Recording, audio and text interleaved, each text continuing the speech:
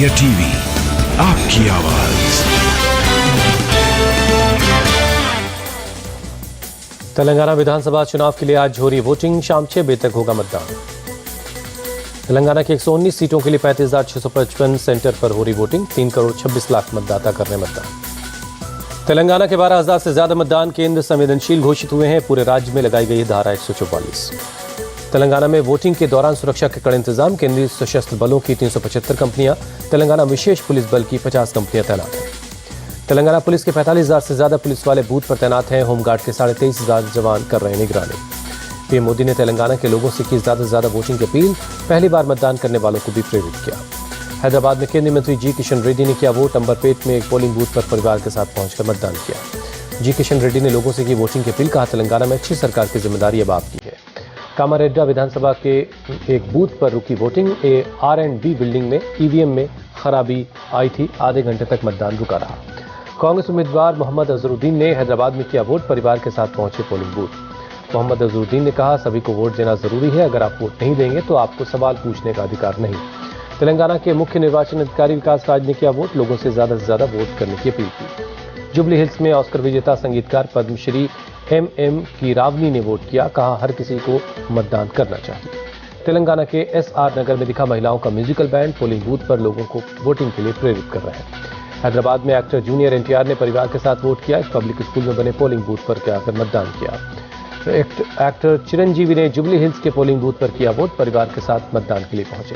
हैदराबाद में एक्टर अल्लू अर्जुन ने किया वोट। जुबली हिल्स इलाके में किया मतदान। जुबली हिल्स में व्हील चेयर से पोलिंग बूथ पर पहुंचे एक सीनियर सिटीजन। वोटिंग के लिए निभाया अपना जिम्मेदारी। सिद्दीपेट में दिव्यांगजनों ने पेश की मिसाल। किसी ने व्हील चेयर पर तो किसी ने बच्चे का हाथ पकड़कर पोलिंग बूथ पर पहुंचकर अपना वोट किया। पीएम मोदी का आज से 2 दिनों का UAE दौरा। दुबई में आयोजित वर्ल्ड जलवायु कार्रवाई शिखर सम्मेलन COP28 में हिस्सा लेंगे। पीएम मोदी भारत के जलवायु एजेंडे और से जुड़े मुद्दों को रखेंगे। सम्मेलन में ग्रीन हाउस उत्सर्जन कम करने पर भी होगी बात। पीएम मोदी आज रोजगार मेले के तहत 51,000 नौजवानों को नियुक्ति पत्र बांटेंगे। शाम 4 बजे वीडियो कॉन्फ्रेंसिंग के जरिए युवाओं को संबोधित करेंगे। देश भर में 37 जगहों पर होगा रोजगार मेले का आयोजन। वित्त, राजस्व, स्वास्थ्य, शिक्षा और रक्षा मंत्रालय में की जाएंगी नियुक्तियां। सीएम योगी के पोस्ट G20 की भारत की अध्यक्षता के 365 दिन पूरे। वसुधैव कुटुंबकम की भावना को बढ़ावा दिया। संसद के शीतकालीन सत्र को लेकर प्रहलाद जोशी की विपक्ष से मांग। विपक्ष सहयोग करे, बाकी बचे बिल को पास करवाने में मदद करे। शीतकालीन सत्र को लेकर बोले केंद्रीय मंत्री। कहा, यह आखिरी सत्र है। 2 तारीख को हमने बुलाई है सर्वदलीय बैठक। हम बिल को लेकर जानकारी सामने रखेंगे। 4 दिसंबर से शुरू हो रहा संसद का शीतकालीन सत्र 22 दिसंबर तक चलेगा। सत्र 24 बिल बाकी होने की जानकारी दी। मणिपुर के यूनाइटेड नेशनल लिबरेशन फ्रंट ने शांति समझौते पर दस्तखत किए। गृहमंत्री अमित शाह ने फैसले को बताया मील का पत्थर। शांति समझौते के फैसले पर बोले मणिपुर के CM। कहा, जो 70 साल में नहीं हुआ वो PM के नेतृत्व में हुआ है। कोलकाता में गृहमंत्री अमित शाह की हुंकार। कहा, बंगाल में सबसे ज्यादा घुसपैठ, इसलिए ममता CAA का विरोध करती हैं, लेकिन ये लागू होकर रहेगा। गृहमंत्री अमित शाह ने कहा, 2024 में मोदी फिर बनेंगे प्रधानमंत्री। बंगाल में फिर बनेगी BJP की सरकार। अमित शाह पर CM ममता बनर्जी का पलटवार। रैली को बताया फ्लॉप। कहा, दंगाबाज पार्टी से डरने वाले नहीं। CM ममता ने कोलकाता में केंद्र सरकार के खिलाफ दिया धरना। कहा, बंगाल का पैसा नहीं दे रही मोदी सरकार। TMC नेता शशि पांजा का निशाना। अपनी BJP इकाई को बचाने कोलकाता आए थे गृहमंत्री अमित शाह। देहरादून में 41 मजदूरों के सफल रेस्क्यू का मनाया गया जश्न। CM पुष्कर सिंह धामी के घर पर ईदास का त्योहार का आयोजन हुआ। चेन्नई में कई इलाकों में तेज बारिश। अरुम्बकम इलाके में सड़कों पर भरा पानी, लोग परेशान हैं। तमिलनाडु के तिरुवल्लूर में नेशनल हाईवे पर भरा पानी। टोल प्लाजा पर पानी भरने से गाड़ियों को हो रही काफी दिक्कत। तिरुवल्लूर लेक में भारी बारिश के बाद बढ़ा जलस्तर। पानी भरने से डैम का एक गेट खोला गया। मदुरई के वेंद्यूर मरियम्मन मंदिर में भी बारिश का पड़ा असर। मंदिर के तालाब में ऊपर तक पानी भर गया है। तमिलनाडु के कई जिलों में भारी बारिश का अलर्ट है। कुछ जिलों में हल्की बारिश की भी संभावना है।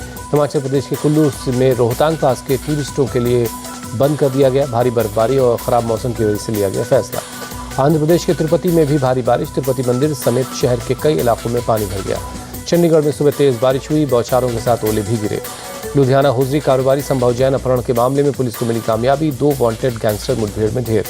राजस्थान के जयपुर में ट्रिपल मर्डर से की दिल दहला देने वाली वारदात हुई। एक महिला को और उसके 2 बच्चों को घर में घुसकर गोली मार दी गई। महाराष्ट्र के नांदेड़ में कुख्यात आतंकी रिंदा का पिता और भाई गिरफ्तार। जबरन वसूली के आरोप में हुई गिरफ्तारी।